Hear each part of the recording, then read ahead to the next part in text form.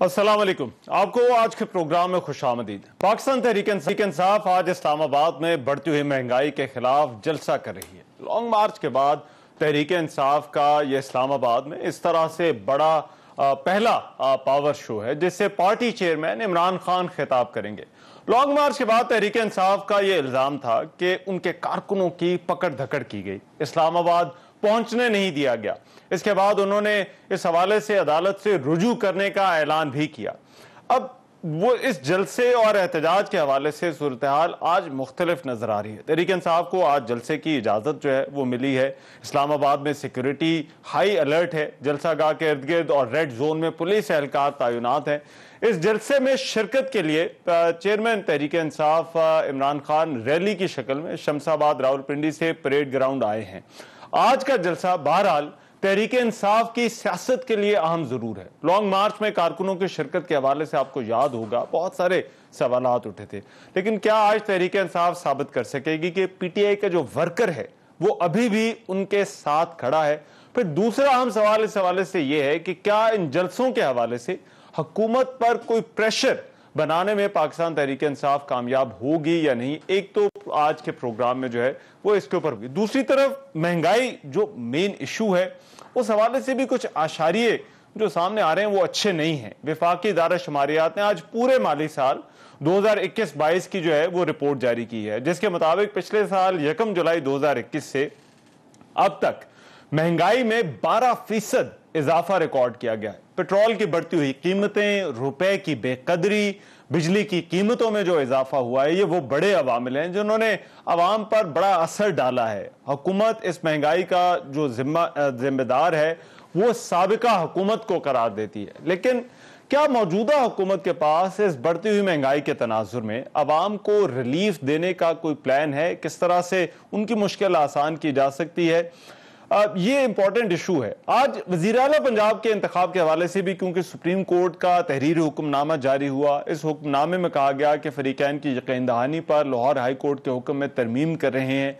Supreme court ने कहा कि ज़िमनी इंतखाब तक हमजा शहबाज बतौर वजीर आला ही काम करेंगे और यह कि उन्होंने भी यकीन दहानी कराई है कि वो साफ और शफाफ इंतखाब करवाएंगे।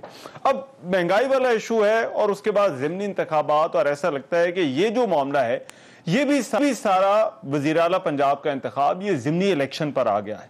महंगाई, बिजली की लोड शेडिंग और पेट्रोल की बढ़ती कीमतों के तनाजुर में ये जो ज़िमनी इंतखाब होगा ये हुकूमत के लिए एक बड़ा इम्तिहान होगा।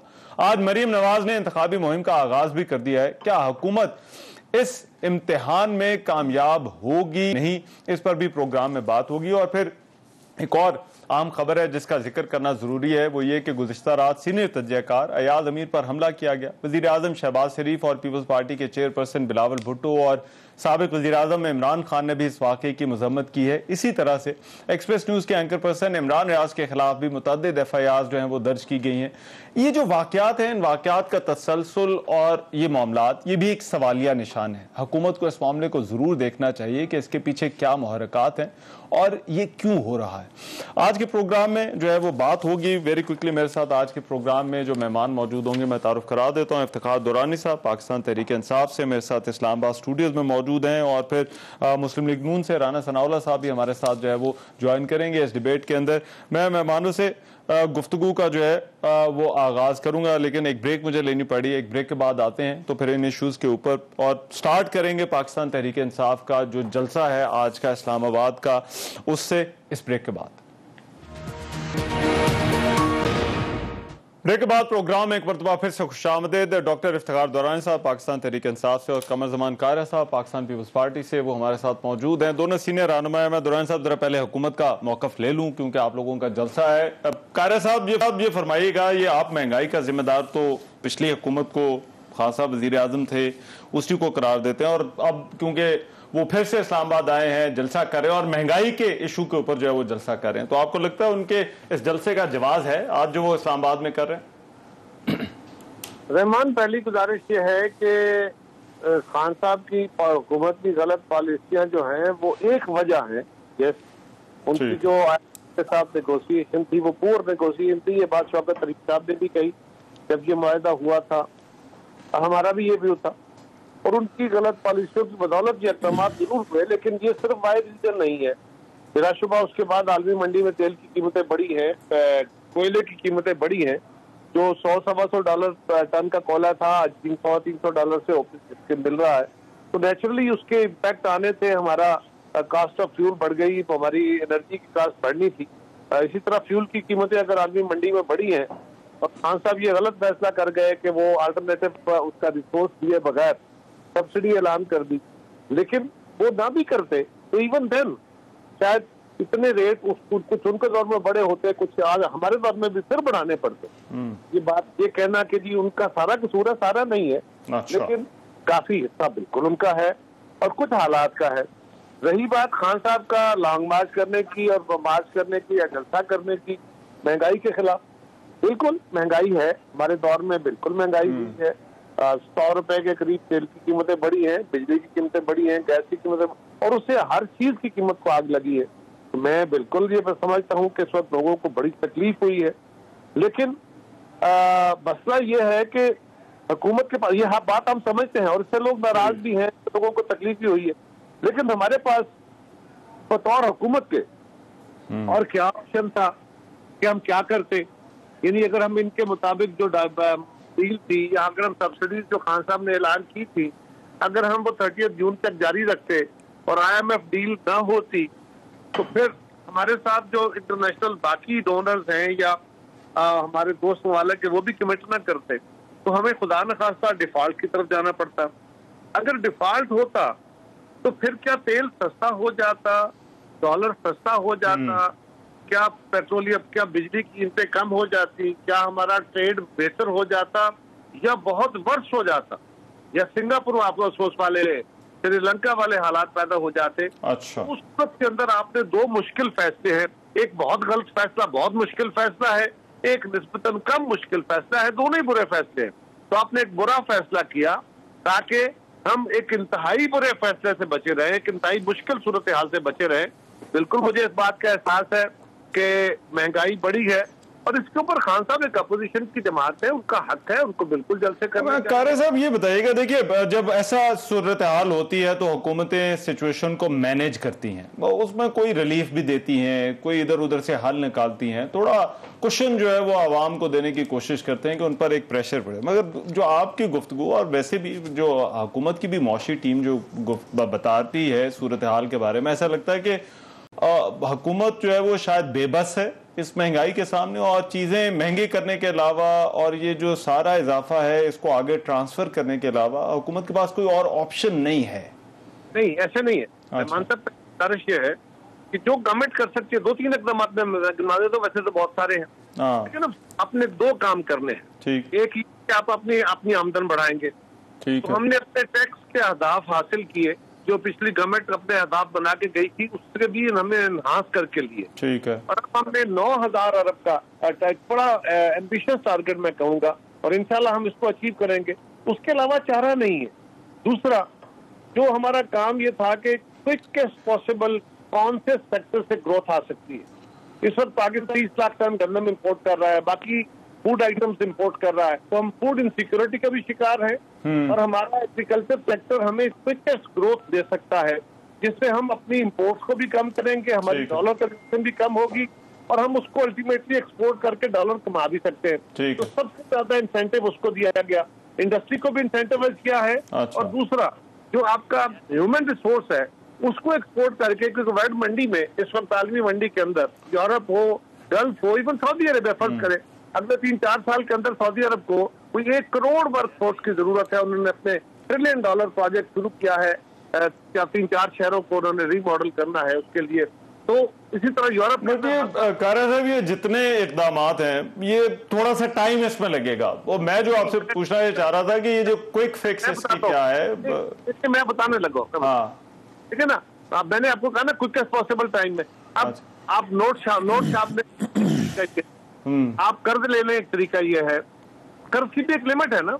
इस साल हमें पाकिस्तान का जो बजट बैलेंस करने के लिए 5,000 अरब का नया कर्ज लेना होगा।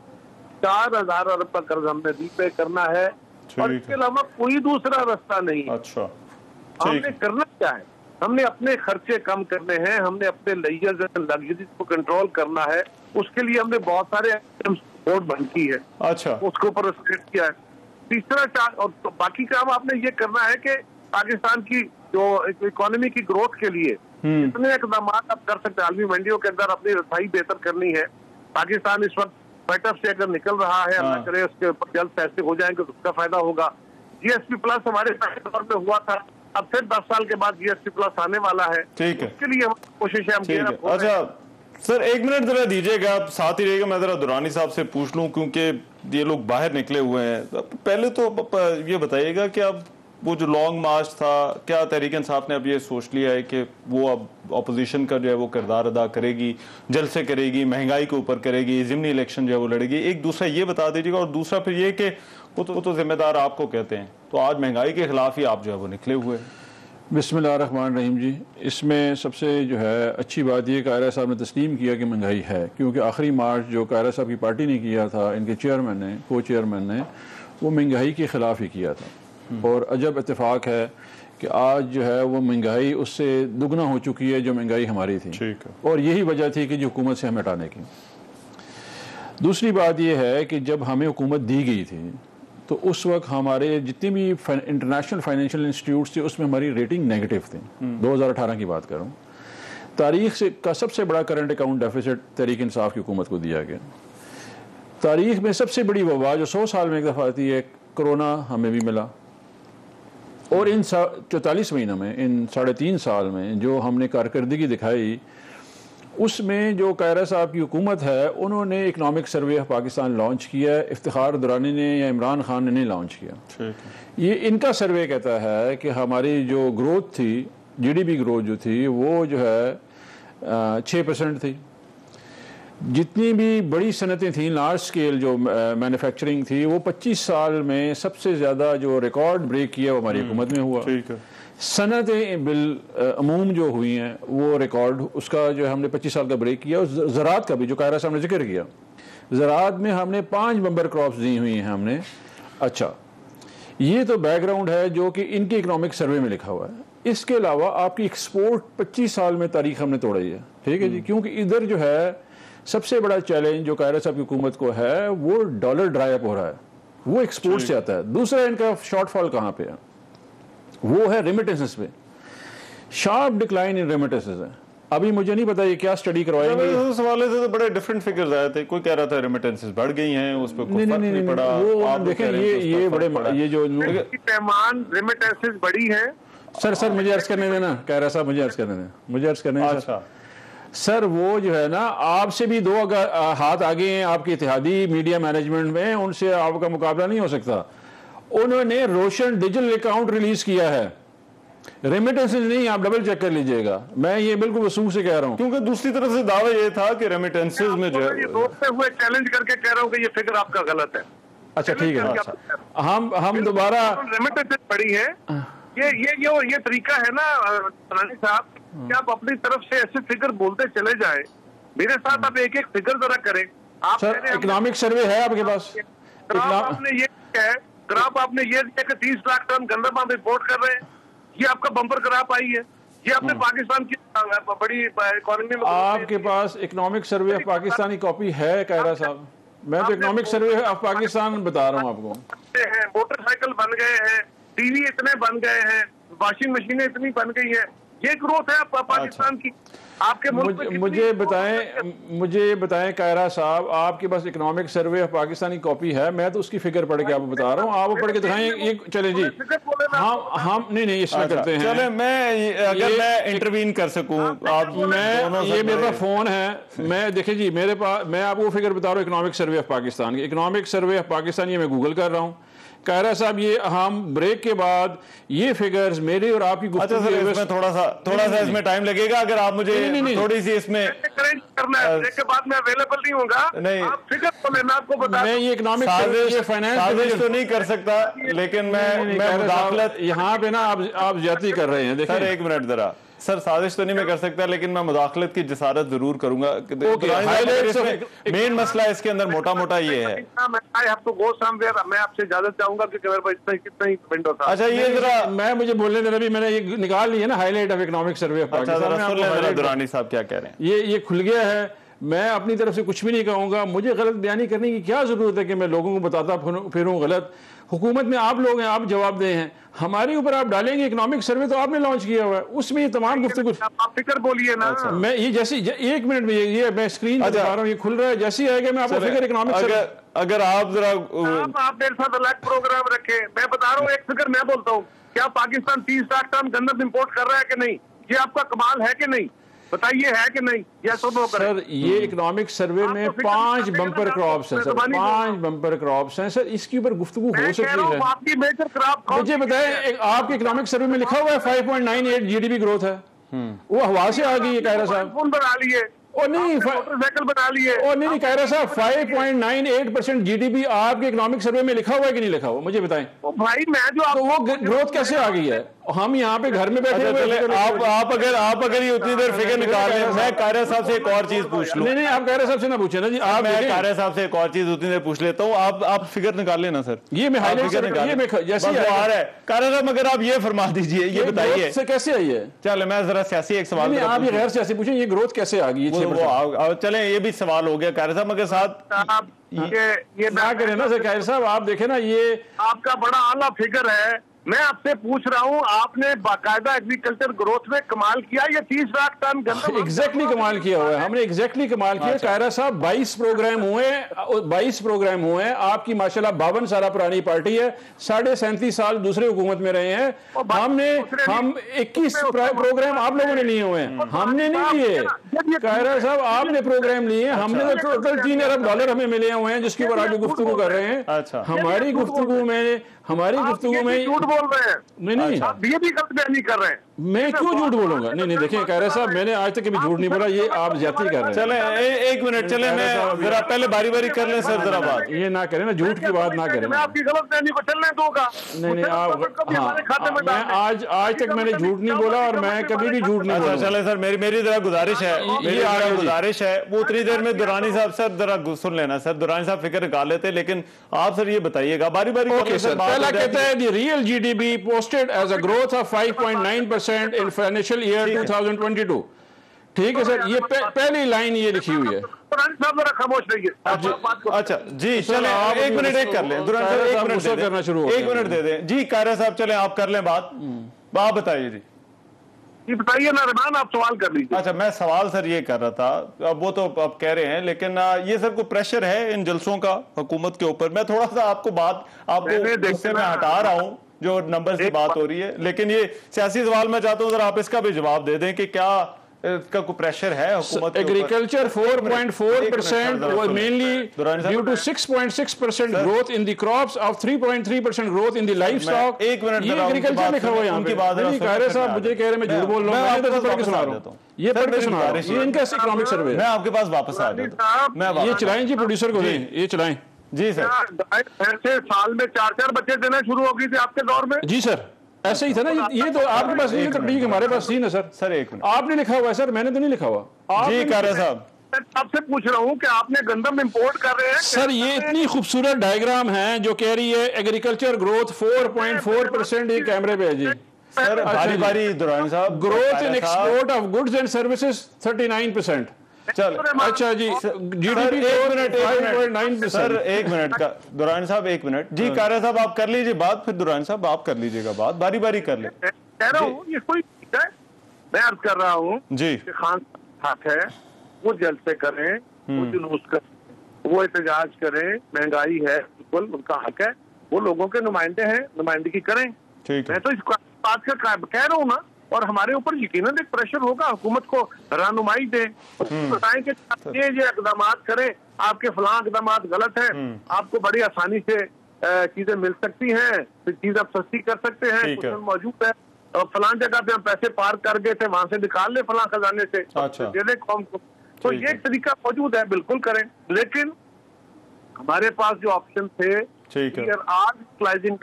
खान साहब का भी हक है, लेकिन मैं आप फिर कहूंगा कि पाकिस्तान इतने गंभीर मसाइल का शिकार है। हाँ। इस मुल्क को मसाइल से निकालने के लिए अच्छा। कलेक्टिव विजडम की जरूरत है। अगर किसी एक तुर्रम खान को ये शक पड़ जाए, वो मैं हूँ, वो दुरानी साहब हो, वो आप हो, वो कोई तीसरा हो, कि जी मैं बहुत ज़हीन हूँ, मैं बहुत शाना हूँ, मैं बहुत अक्लमंद हूँ और मेरे पास हर चीज का इलाज, तो वो खासतौर पे तो चले। हो सकता है। ठीक है। रियलिटी में कलेक्टिव विजडम की जरूरत है और खान साहब को चाहिए कि अपोजिशन करें, एहतजाज करें, लेकिन कलेक्टिव विजडम में जहां कौम को चैलेंज पड़ता है उसमें अपना रोल प्ले करें अपोजिशन का। और कलेक्टिव विजडम के लिए तो इस वक्त सबसे बड़ा चैलेंज जो है वो मैशत ही है। जी दुरानी साहब, अब सर आप फरमाइएगा, ये कलेक्टिव विजडम जो है वो आ सकती है, नहीं आ सकती? सर मैंने आपको ये पोस्ट कर दी है, मैं चाहूंगा, क्योंकि उन्होंने बोला कि मैं झूठ बोल रहा हूँ ना जी। जब उन्होंने झूठ बोला तो मैंने एग्रीकल्चर ग्रोथ जो है ना जी आपको मैंने व्हाट्सएप कर दिया है। मैं चाहूंगा, क्योंकि ये बात जो है ना बड़े सीनियर सियासतदान हैं, उनको ये बात नहीं करनी चाहिए कि मैं झूठ बोल रहा हूँ। अच्छा चलें, बहरहाल वो उनका मौक़िफ़ है, वो ये कहता है आप अपना मौक़िफ़ आप अपने, मैं चाह रहा हूँ कि आप अगर उससे इख्तलाफ करते हैं तो जरूर कीजिए और उनकी जगह जो है वो नंबर्स मैं ये अवाम को बताना चाह रहा हूँ कि मेरे पास ये है जी, इस वक्त एग्रीकल्चर सेक्टर है, इकोनॉमिक सर्वे ऑफ पाकिस्तान 2022, वो कहता है कि agriculture sector recorded remarkable growth, यानी कि बहुत बड़ी ग्रोथ दिखाई है, 4.4% और सरपास किया टारगेट को जो 3.5% था, जो कि लास्ट ईयर की ग्रोथ जो थी वो 3.48 थी। उसमें उन्होंने कहा राइस बम्पर क्रॉप है, मेज बम्पर क्रॉप उन्होंने बताया है।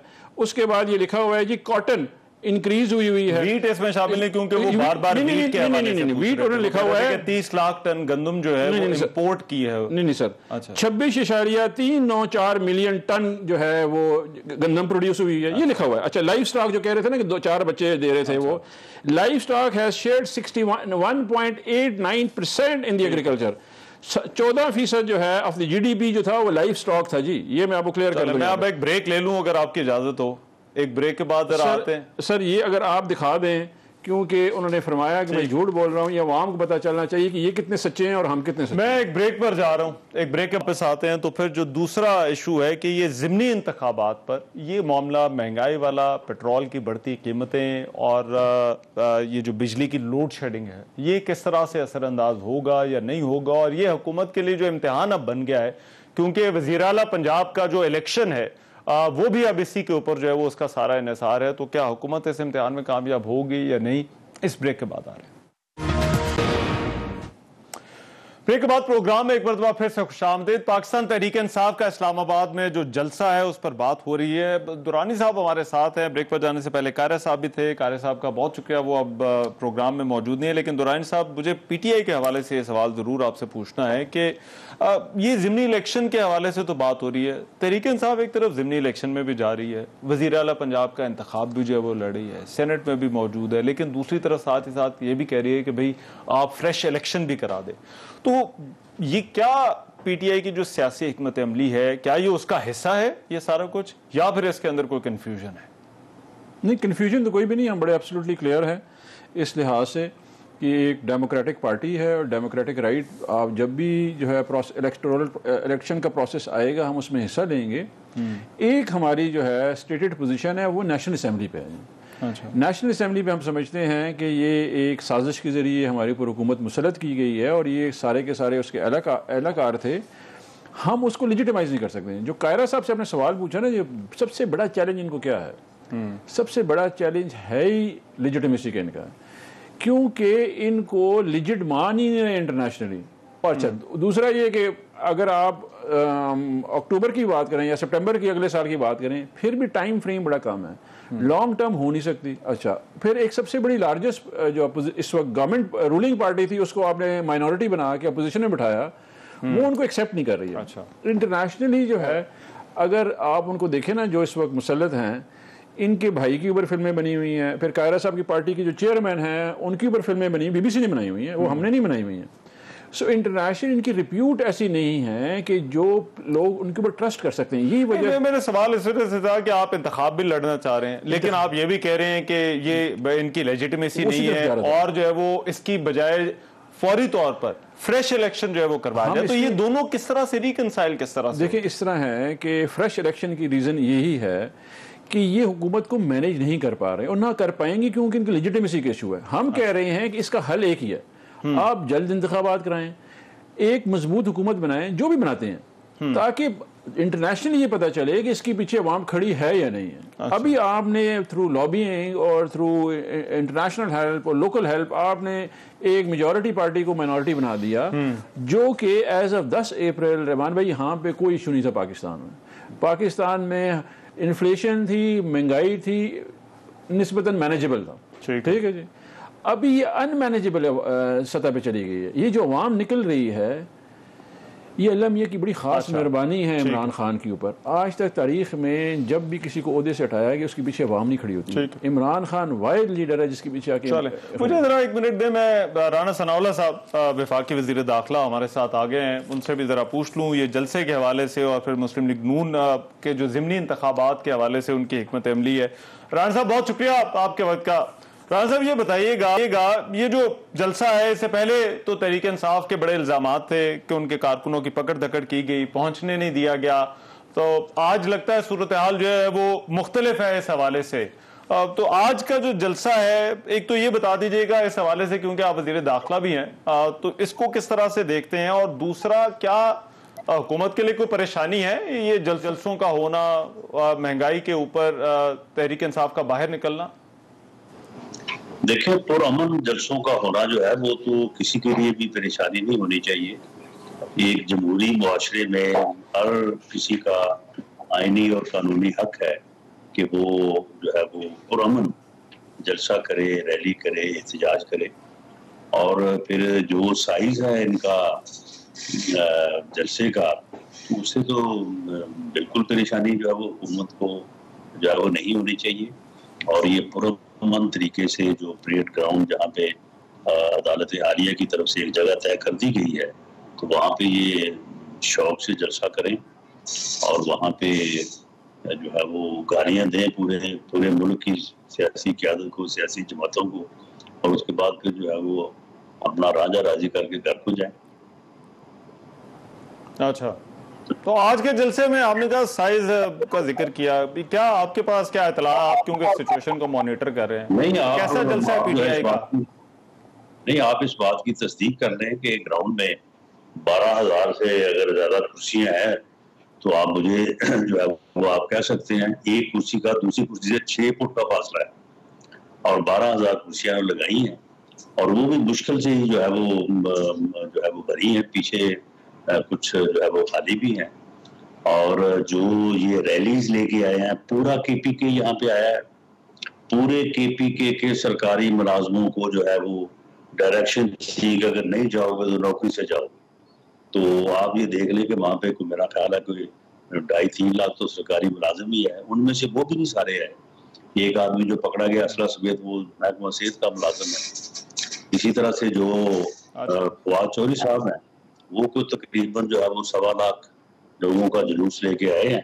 1200-1300 लोग नजर आ रहे थे, बाकी लोगों ने सुलेमानी टोपियां पहनी हुई थी, तो वो नजर नहीं आया किसी को, ना हमें नजर आए हैं। जो इमरान खान साहब हैं, वो भी को 2-2.5 लाख का जो है वो रैली की क़यादत उन्होंने की है रावलपिंडी से, उसमें को 2-2.5 हज़ार लोग जो है वो नजर आ रहे थे, बाकी लोगों ने, उन्होंने भी टोपियां पहनी हुई थी सुलेमानी, वो नजर नहीं आ रहे थे। तो ये जनाब सारा इनका है, और ये कहते हैं ये पूरी कौम हमारे साथ है, तो इसलिए जो हम कहते हैं वो सही है, और बाकी पूरी कौम, पूरी सियासी जमातें, सियासी क़यादत सारी जो है वो गलत है। और जिस तरह से उन्होंने बेड़ा गर्क किया है, पिछली दफा पीटीआई ने बड़े जो है वो इल्जामात आयद किए थे कि उनके कारकुनों को पहुंचने नहीं दिया गया, तो अभी क्या इस मोड में आ गई है कि अब अगर पीटीआई जलसा करना चाहे या लॉन्ग मार्च करना चाहे या एहतजाज करना चाहे, तो आपकी तरफ से कोई इजाजत का मसला नहीं होगा?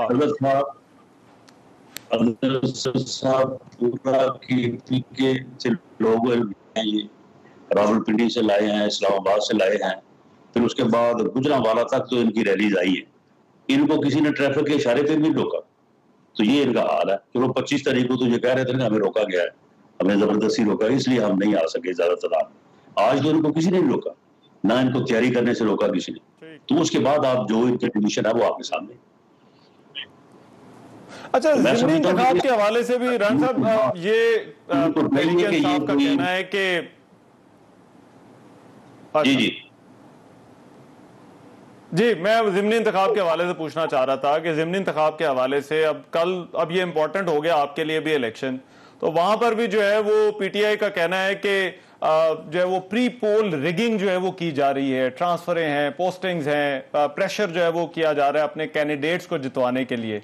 तो ये दो चीजें, एक तो हुकूमत का इस पर क्या रिस्पॉन्स है और दूसरा इसका इनकाद पुरअमन बनाना, क्योंकि हमने जो पिछले रान साहब कुछ इलेक्शन जो अभी देखे हैं ज़िमनी इलेक्शन, उनमें काफी पुरतशद्दुद वाकयात हुए हैं। तो हुकूमत ये इंश्योर कर पाएगी कि एक तो ये कि ये भी मामला ना हो, इल्जामात इस तरह के ना लगे, और दूसरा फिर ये कि पुरअमन इनकाद हो इन ज़िमनी इंतखाबात का 17 जुलाई को।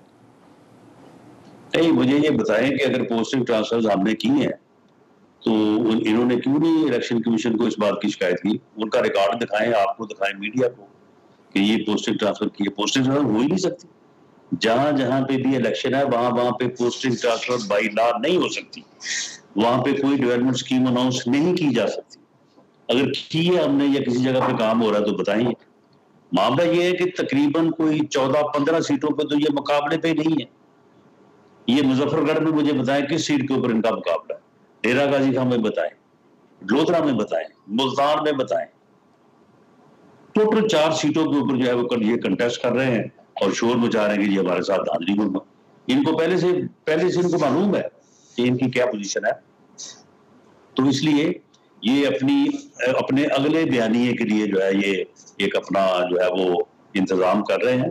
इन इलेक्शंस में जो है वो बिल्कुल इनके पल्ले कोई चीज नहीं है, और पाकिस्तान मुस्लिम लीग नून इंशाअल्लाह ताला जो है वो 16 सीटों के ऊपर जो है वो इस वक्त यानी आगे है और इंशाअल्लाह ताला वो सीटें जीतेगी। राणा साहब, आप क्योंकि पंजाब में वज़ीर दाखिला बड़ी देर रहे हैं, पंजाब की सियासत को बड़ी अच्छी तरह से जानते हैं, ये ज़िमनी इलेक्शन अब ज़ाहिर बात है जीतना बड़ा ज़रूरी है नून लीग के लिए, लेकिन दूसरी तरफ लोड शेडिंग है, पेट्रोल की बढ़ती हुई कीमत है, फिर महंगाई का भी इशू है। आपको लगता है कि इन मामलात के, इन इश्यूज के, इन मसाइल के होते हुए भी नून लीग इन इलेक्शंस के अंदर अच्छा परफॉर्म कर लेगी, ये निकाल लेगी? हमारा इन मामलात में जो है वो कोई कसूर होगा तो लोग इन चीजों का गुस्सा या नाराजगी हमसे करेंगे ना। आप मुझे बताएं कि ये जो कीमतें बढ़ाई हैं, हमने तो पूरी कोशिश की है कि ये कीमतें ना बढ़ाई जाए। हमने तो ये भी सोचा कि हम जो है वो इलेक्शन में चले जाएं और हम ये कीमतें बढ़ाने की मुश्किल पैसे ना करें। तो बताया गया कि अगर आप इलेक्शन में जाएंगे, मुल्क को केयर टेकर्स के हवाले करेंगे, तो जब वो डिफॉल्ट कर जाएगा और फिर आप कहाँ आप इलेक्शन ढूंढेंगे और कौन से इलेक्शन, जब मुल्क ही जो है वो डिफॉल्ट कर जाएगा। तो उसके तहत के अब जो है वो हमें मुश्किल फैसले करके मुल्क को पहले बचाना चाहिए, अपनी सियासत को जो है वो हम बाद में जो है वो देखेंगे। तो हमने ये फैसला किया है इत्तेहादी हुकूमत ने, और ये मुश्किल फैसले जो है वो हम कर रहे हैं। आप मुझे बताएं कि जो IMF है, ये इसके कहने पे हमने कीमतें नहीं बढ़ाई। ये IMF को जो लिख के दिया गया था कि हम ये कीमतें बढ़ाएंगे और सब्सिडी जीरो करेंगे, क्या ये हमने लिख के दिया था? वहां पे दस्तखत मिफ्ता इस्माइल के हैं या शौकत तरीन के हैं? जो हमने कहा कि वादा हुआ कि जी 30 रुपए वो लेवी जो है वो लगाएंगे, ये वादा जो है वो उसके ऊपर दस्तखत शौकत तरीन के हैं या हमारी गवर्नमेंट के हैं? तो मामला ये है कि ये इन्होंने मुल्क को इस तरह से जो है वो एक जाल में फंसा के, बेड़ा गर्क करके, बैठा के इकोनॉमी का, तो ये चलते बने हैं। तो अब क्या हम मुल्क को संभाले ना, मुल्क को डिफॉल्ट से निकाले ना? तो क्या ये हमारा कसूर है? कर सकते हैं जी। अब राज साहब, इसमें देखिए हुकूमत ने मैनेजमेंट करनी होती है, लोगों को रिलीफ देने की कोशिश करनी होती है। अब तो ये कीमतें तो बढ़ रही हैं, इसमें बहुत सारे अवामिल हैं, साबिका हुकूमत को आप जिम्मेदार करार देते हैं, लेकिन इस वक्त आप रिलीफ देने के लिए लोगों को क्या कुछ कर सकते हैं? क्या हुकूमत कुछ कर सकती है इस पे? नहीं, देखिए रिलीफ जो है वो जहां जहां पे देने की कोशिश हुई है, चीनी में, घी में, आटे में, जो है वो हम रिलीफ देने की वो पूरी कोशिश कर भी रहे हैं। और टैक्सेशन में भी हमने गरीब आदमी को रिलीफ दिया है और अमीर जो लोग हैं उनको टैक्स किया है। तो हम तो वो तमाम जो है वो तरीके जो है वो बुरे कार आ रहे हैं, और हम तो ये बिल्कुल नहीं चाहते थे। हम तो चाहते थे कि ठीक है जी, हम इलेक्शन में जाए, हमें क्या जरूरत है कि इनका गंद जो है वो हम साफ करने बैठ जाए। लेकिन अब उससे बात बनती नहीं थी। उससे बात जो है वो अगर मुल्क खुदा ना खासा डिफॉल्ट कर जाता तो फिर तो तबाही थी। तो अब अगर उसके मुकाबले में अगर उससे बच जाए और चले, अगर हमें थोड़ी महंगाई या पेट्रोल की कीमतें ज्यादा अदा करनी पड़ रही हैं तो इंशाल्लाह ताला हम आने वाले दिनों, हफ्तों, महीनों में इंशाल्लाह सूरत हाल को बेहतर करेंगे। डॉलर भी नीचे आएगा और तेल की कीमतें भी अल्लाह करेगा, ये यूक्रेन का जो जंग और रशिया की जो जंग है इसमें कोई बेहतरी होगी और ये चीजें भी, कीमतें भी नीचे आएंगी। तो राणा साहब, अगर सूरत हाल बेहतर हो जाती है और आपने कहा कि हम भी चाहते थे कि हम जो है वो इलेक्शन के अंदर जाएं, तो फिर क्या इलेक्शन की तरफ जा सकते हैं? देखिए, ये फैसला तो खैर ये इंडिविजुअली तो कोई पार्टी नहीं कर सकती, पीएमएलएन भी नहीं कर सकती। और अगर मैं ये कहूँ तो शायद दुरुस्त ही होगा कि पीएमएलएन की मर्जी तो यही थी कि इलेक्शन में जाना चाहिए, लेकिन फिर जब सारी इत्तेहादी जमातों का सरबराहों का इजलास हुआ तो वो हमारी कमिटमेंट है कि फैसला पीडीएम की जमात में शामिल जमातें अक्सरियत राय से जो करेंगी उस फैसले से हमें नाराज नहीं करेंगे। फिर फैसला हुआ कि हमें अच्छा, जो है वो मुल्क को इन हालात में छोड़ के भागना नहीं चाहिए। अच्छा, तो अभी तक प्लान ये है कि हुकूमत जो है वो मुद्दत फिर अपनी, जब जो असेंबलियों की मुद्दत है वही हुकूमत की भी मुद्दत होगी? ये वही मुद्दत होगी और सबसे पहली बात यह है कि मुल्क को इस बहरान से जो है वो निकाला है। अच्छा, ठीक है। अब राणा सनाउल्लाह साहब, बहुत शुक्रिया आपके वक्त का। वजीर दाखिला राणा सनाउल्लाह मौजूद है। तो राणा साहब, आप लोगों का मेन जो था वो ये कि फौरी इंतखाबात हो, लेकिन ऐसा लगता है कि हुकूमत अभी भी जो है वो यही कहती है कि जो असम्बलियों की मुद्दत होगी वही हुकूमत की मुद्दत होगी। तो फिर तहरीक इंसाफ इस पूरा अरसा इसी तरह से जलसे जुलूस अपने जो है वो जारी रखेगी और अपोजिशन का किरदार अदा करती रहेगी? देखिए, हमारी पूरी कोशिश है कि ये पुरअमन तरीके से ये इंतखाबात अनाउंस हो जाएं। ठीक है। राना साहब ने बड़े जो है ना कॉन्फिडेंटली कहा कि जी बंदे वहाँ पे, अभी शाम को आपको फुटेज आ जाएगी, आप देख लीजिए कि बंदे किधर हैं। अच्छा, ठीक है जी।